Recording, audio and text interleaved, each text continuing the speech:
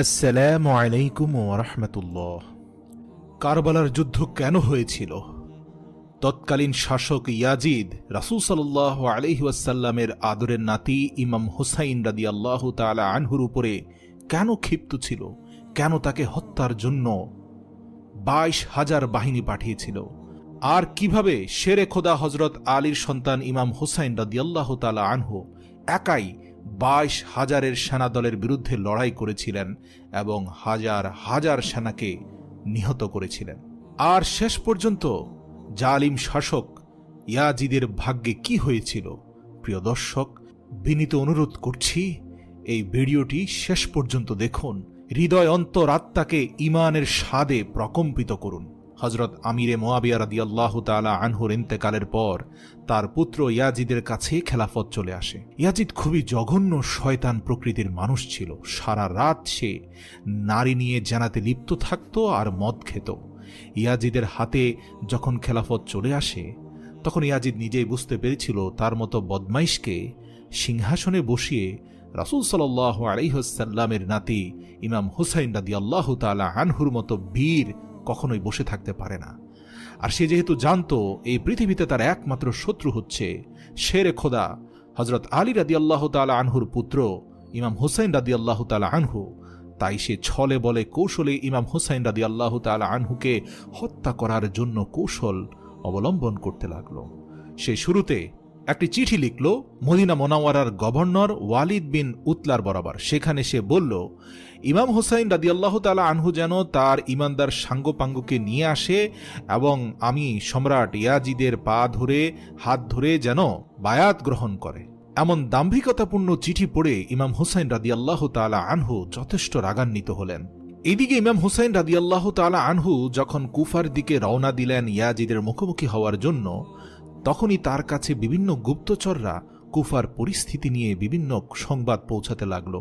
সেই পত্রগুলো ছিল আবেগমাখা। সেখানে বলা হলো, হে রাসূল সাল্লাল্লাহু আলাইহি সাল্লামের নাতি ইমাম হুসাইন, আমরা আপনার অপেক্ষায় আছি। এখানে ইয়াজিদের জুলুম অত্যাচার অনেক বেড়ে চলেছে। আমরা আপনার অপেক্ষায় আছি, আপনার হাতে বায়াত গ্রহণ করব। ইয়াজিদের বায়াতকে কখনোই কবুল করব না। ইমাম হুসাইন রাদিয়াল্লাহু তাআলা আনহু পরিস্থিতিকে ভালো করার জন্য নিজের ভাই মুসলিম বিন ওয়াকিল রাদিয়াল্লাহু তাআলা আনহুকে কুফা শহর পাঠিয়ে দিলেন এবং বললেন সেখানে গিয়ে যেন সেখানকার পরিস্থিতি তিনি দেখেন। তো যখনই মুসলিম বিন ওয়াকিল সেখানে পৌঁছালো, সাথে সাথে কুফার মুসলমানরা এসে তার হাতে বায়াত গ্রহণ করল। 18,000 মানুষ তার বায়াত গ্রহণ করলেন এবং সবাই বললেন যে আমরা ইমাম হুসাইনের সাথে আছি, ইয়াজিদকে চিনি না। এদিকে ইয়াজিদ যখন জানতে পারল যে মুসা বিন ওয়াকিলের হাত ধরে আমার রাজত্বকে প্রত্যাখ্যান করে তারা নতুন দল কায়েম করছে, সাথে সাথে সে সেই লোকদের উপর অত্যাচার নির্যাতন শুরু করে দিল। আর এই 18,000 মুসলিম অধিকাংশরাই ইমাম হুসাইন রাদিয়াল্লাহু তাআলা আনহুর ভাইয়ের সাথে অর্থাৎ মুসলিম বিন ওয়াকিলের সাথে মুহূর্তের মধ্যে পল্টি নিয়ে বিশ্বাসঘাতকতা করল। এবং খুবই দুঃখজনক হলেও সত্যি যে এই কুফার অধিবাসীরা ইয়াজিদের ভয়ে মুসলিম বিন ওয়াকিলকে নির্মমভাবে হত্যা করল। এদিকে রাসূল সাল্লাল্লাহু আলাইহি সাল্লামের নাতি ইমাম হুসাইন রাদিয়াল্লাহু তাআলা আনহু কুফার দিকে যাচ্ছিলেন, কেননা তার ভাই সর্বশেষ যে চিঠি কুফা থেকে পাঠিয়েছিল সেখানে বলেছিল, ভাইজান, এখানের পরিস্থিতি খুবই ভালো, ইতিমধ্যে 18,000 মানুষ আমার বায়াত গ্রহণ করেছে। কিন্তু হযরত ইমাম হুসাইন রাদিয়াল্লাহু তাআলা আনহু যখন খুব কাছাকাছি চলে গেলেন কুফা নগরীর, তখন তিনি জানতে পারলেন তার ভাইকে নির্মমভাবে বিশ্বাসঘাতকেরা হত্যা করেছে। এটি জেনে তিনি কান্নায় ভেঙে পড়লেন। ইতিমধ্যে ইয়াজিদের একটি বাহিনী এসে তাদেরকে বাধা দিল, কিন্তু ইমাম হুসাইন রাদিয়াল্লাহু তাআলা আনহুর বীরত্বের সামনে খুব বেশি পরিমাণে শক্ত হয়ে দাঁড়াতে পারল না। ইমাম হুসাইন রাদিয়াল্লাহু তাআলা আনহু কৌশল করে রাস্তা পরিবর্তন করে পুনরায় আবার কুফার অভিমুখে রওনা দিলেন। আর যেতে যেতে তারা এমন একটি সমতল ময়দানে পৌঁছে গেলেন যে জায়গাটির নাম হচ্ছে কারবালা। তখন তিনি তার সমস্ত লস্করকে আদেশ দিলেন তারা যেন এখানেই তাবু করে। আর এমনই ভাবে হযরত ইমাম হুসাইন রাদিয়াল্লাহু তাআলা আনহু কারবালার সেই ঐতিহাসিক ময়দানে পৌঁছে গেলেন। কিন্তু ওই দিকে যখন ইয়াজিদ জানতে পারল যে তার ছোটখাটো বাহিনী কোনোভাবেই হুসাইন রাদিয়াল্লাহু তাআলা আনহুর সামনে দাঁড়াতে পারছে না, তখন সে 22,000 সেনাবাহিনীর এক বিশাল লস্কর বাহিনী পাঠিয়ে দিল শুধুমাত্র ইমাম হুসাইন রাদিয়াল্লাহু তাআলা আনহু এবং তার সাথে থাকা 82 জন সৈনিকের মোকাবেলার জন্য। ভাবা যায় ৮২ জন মানুষের বিরুদ্ধে ২২,০০০ সেনার সৈন্যদল, অর্থাৎ ইমাম হুসাইনের বাহিনী থেকে ১০০ গুণেরও বেশি। কিন্তু মজার ব্যাপার, এই ২২,০০০ সৈন্য কারবালার ময়দানে এসে তাঁবু গেড়েও তাদের মনোবল ঠিক রাখতে পারল না। শেষ পর্যন্ত তারা বুঝতে পারল যে ইমাম হুসাইনকে কখনোই সামনে থেকে হারানো সম্ভব নয়, কেননা তিনি হচ্ছেন শেরে খোদা হজরত আলীর পুত্র। তো তারা কি করল, যেহেতু কারবালার একমাত্র পানির উৎস ছিল ফোরাত নদী, তাই তারা ফোরাত নদীর পানি সরবরাহ বন্ধ করে দিল। এদিকে হজরত ইমাম হুসাইন রাদিয়াল্লাহু তাআলা আনহুর দলের মানুষেরা তো পিপাসার কষ্ট সহ্য করতে পারবে, কিন্তু সেখানে যে ৬ মাসের শিশু এবং নারীরা রয়েছে, তারা কি করে এই কষ্ট সহ্য করবে? উত্তপ্ত মরুভূমির বুকে পানি না খেয়ে কয়দিন বেঁচে থাকা যায়? তো সেজন্য তাদের পরিস্থিতি আস্তে আস্তে সংকটময় হয়ে গেল। এদিকে ৯ মুহররমের দিন আসলো, তখন ইমাম হুসাইন রাদিয়াল্লাহু তাআলা আনহু বুঝতে পেরেছিলেন যে ইয়াজিদ এবং তার বাহিনীদের উদ্দেশ্য হচ্ছে শুধুমাত্র রাসূল সাল্লাল্লাহু আলাইহি ওয়াসাল্লামের আদরের নাতিকে হত্যা করা, শহীদ করা, এছাড়া ইয়াজিদের আর কোনো উদ্দেশ্য নেই।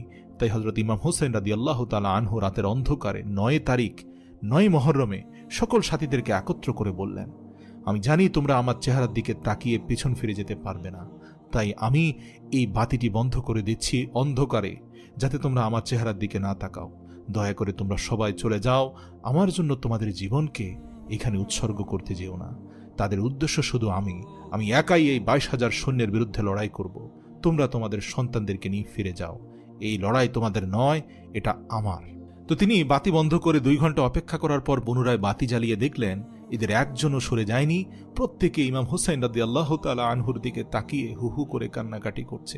ইমাম হুসাইন রাদিয়াল্লাহু তাআলা আনহুর চোখের পানি আটকাতে পারলেন না, আর তারা প্রত্যেকে ইমাম হুসাইন রাদিয়াল্লাহু তাআলা আনহুর হাত শক্ত করে ধরল এবং বলল, ইয়া ইমাম হুসাইন, আপনি হচ্ছেন শেরে খোদা আলীর পুত্র, আপনি হচ্ছেন রাসূল সাল্লাল্লাহু আলাইহি ওয়াসাল্লামের আদরের নাতনি।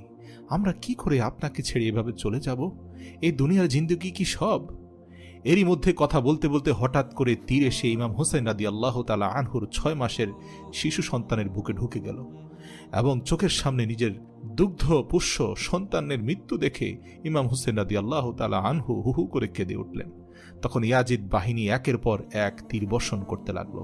হযরত আব্বাস ইমাম হুসাইন রাদিয়াল্লাহু তাআলা আনহুর সামনে ঢাল হয়ে গেলেন এবং এক পর্যায়ে তীর এসে হযরত আব্বাসের পিঠ ঝাঁঝরা করে দিল। ইমাম হুসাইন রাদিয়াল্লাহু তাআলা আনহু আস্তে আস্তে সামনের দিকে অগ্রসর হলেন এবং ফোরাত নদীর কাছে চলে গিয়ে সেখান থেকে পানি নিলেন এবং তিনি পানি পান করলেন। তারপর বীর দর্পে হুঙ্কার দিয়ে বললেন, কে আছো সামনে অগ্রসর হও। ২২,০০০ সেনাদলের মধ্যে অতি উৎসাহী ২-৩০০ সেনাদল দৌড়ে গেল, যারা আসলে চাইছে ইয়াজিদের কাছ থেকে পুরস্কার নিতে এবং